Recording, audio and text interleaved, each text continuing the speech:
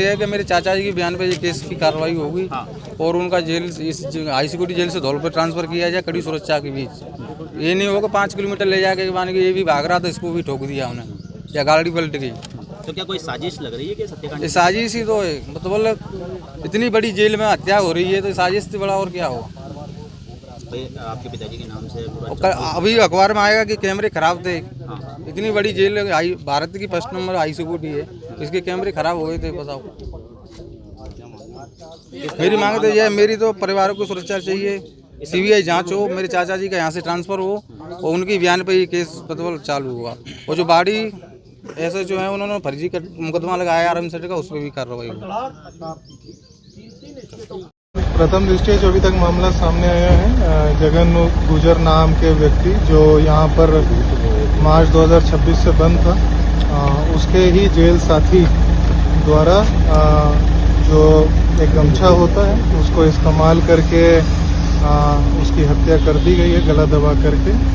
और बाकी सभी तकनीकी रूप से और FSL MOB टीम विजिट कर चुकी है मौके पे और इस पे आगे की जो विधिक कार्रवाई है वो विधिक कार्रवाई की जाएगी और अकॉर्डिंगली जो भी इसमें अपराधी हैं उनको अरेस्ट किया जाएगा। क्या किसी ने सुपारी दी थी या उसका कोई अपना खुद का कोई रंजिश थी आपसे? अभी तक ऐसी कोई भी बात सामने नहीं आई है और बिल्कुल ये जेल के अंदर जो छोटे मोटे झगड़े होते हैं बस इसी बात को लेकर के ये जो है घटनाक्रम पूरा हुआ। सर, हाई सिक्योरिटी जेल के अंदर गैंगवार, क्या कहते हैं आप? गैंग वॉर जैसी बात अभी कुछ भी सामने नहीं है और जैसा कि मैंने बताया कि जो छोटे मोटे झगड़े हैं व्यक्तित्व पर्सनली जो एक 1-to-1 वाला है, कोई ऐसा गैंग वॉर का मामला इसमें नहीं। क्या दोनों एक ही सेल में थे? दोनों एक ही सेल में थे और केवल यही दोनों का अभी तक उस सेल में होना सामने आया, इसके अलावा कोई 3rd पर्सन का होना अभी तक नहीं आया। आरोपी कौन है, कहा था? आरोपी विष्णु नाम का व्यक्ति है। किस केस में बनता है? वो कहाँ का है? ये अनुसंधान अभी कर रहे हैं, सारी चीजें रिकॉर्ड पे आ सर, मामला कब दी गई थी? रात को दी गई थी या सुबह? नहीं, ये अभी दोपहर की ही बात है जब ये लोग सुबह का खाना खाने के उपरांत अपने सेल में थे।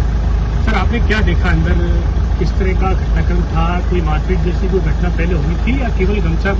नहीं, देखिए ये डिटेल में अनुसंधान और पोस्टमार्टम का विषय है, बट प्रथम दृष्टया शरीर पे ऐसा कोई भी चोट नहीं है और कोई भी पूर्व के ऐसे निशान नहीं है।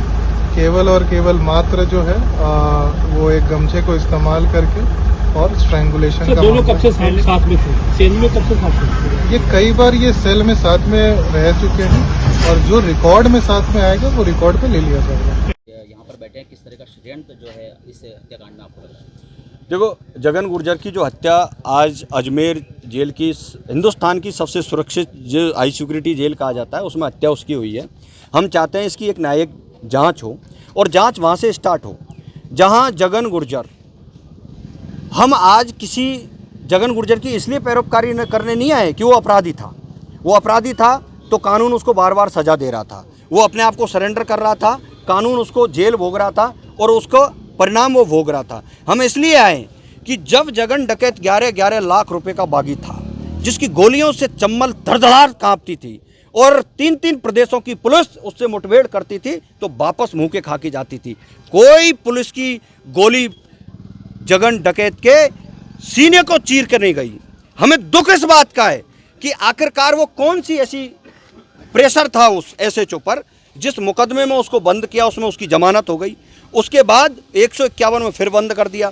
जब जो व्यक्ति लगातार 7 दिन जेल में बंद रहता है और उसके ऊपर आर्म्स एक्ट लगा दिया जाता है, छोटा सा मुकदमा है जिसका इतना बड़ा कार्यकाल रहा हो, वो कोई बड़ी बात नहीं थी। उसको धौलपुर भेज देते, भरतपुर भेज देते, जयपुर भेज देते। वो कौन सी साजिश थी जिसको सीधा यहाँ भेजा गया?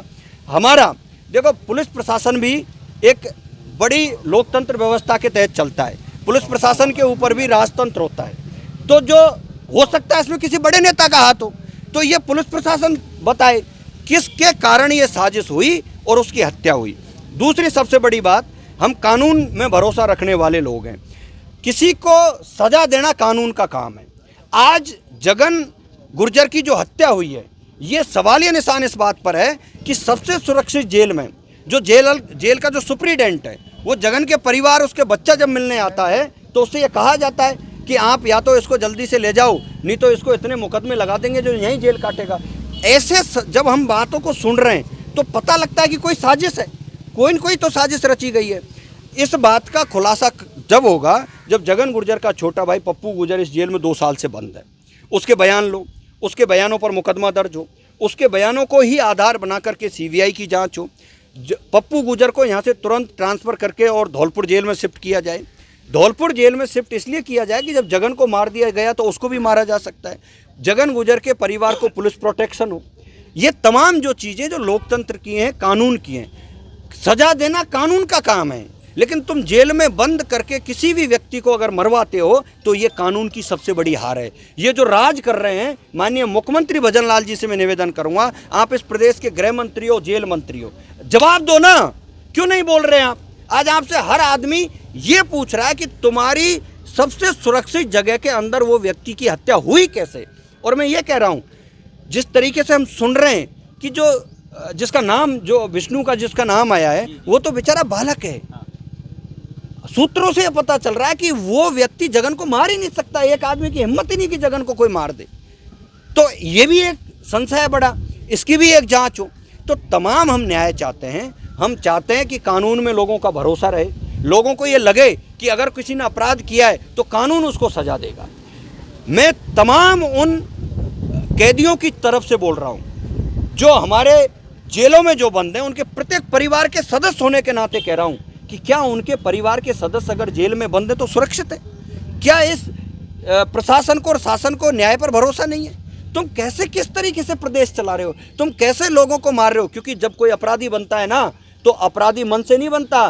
कोई अपराधी पैसे कमाने के लिए, घर चलाने के लिए नहीं बनता। अपराधी जब बनता है जब उसको न्याय नहीं मिलता, अपराधी जब बनता है जब उसके स्वाभिमान पर ठेस पहुंचती है, तब उस वह व्यक्ति हथियार उठाने को मजबूर होता है। और यही प्रशासन, यही शासन उनको मजबूर हथियार उठा करके उन्हीं को अपराधी बना करके इन जेलों में पहुंचा देते हैं। मुझे बताओ कितने लोग हैं जो मन से कोई किसी को चलते फिरते या किसी के साथ में मुठभेड़ कर रहा होगा? कोई नहीं करता। अपराधी की कोई जात नहीं होती, मैं इस बात में भरोसा करता हूं।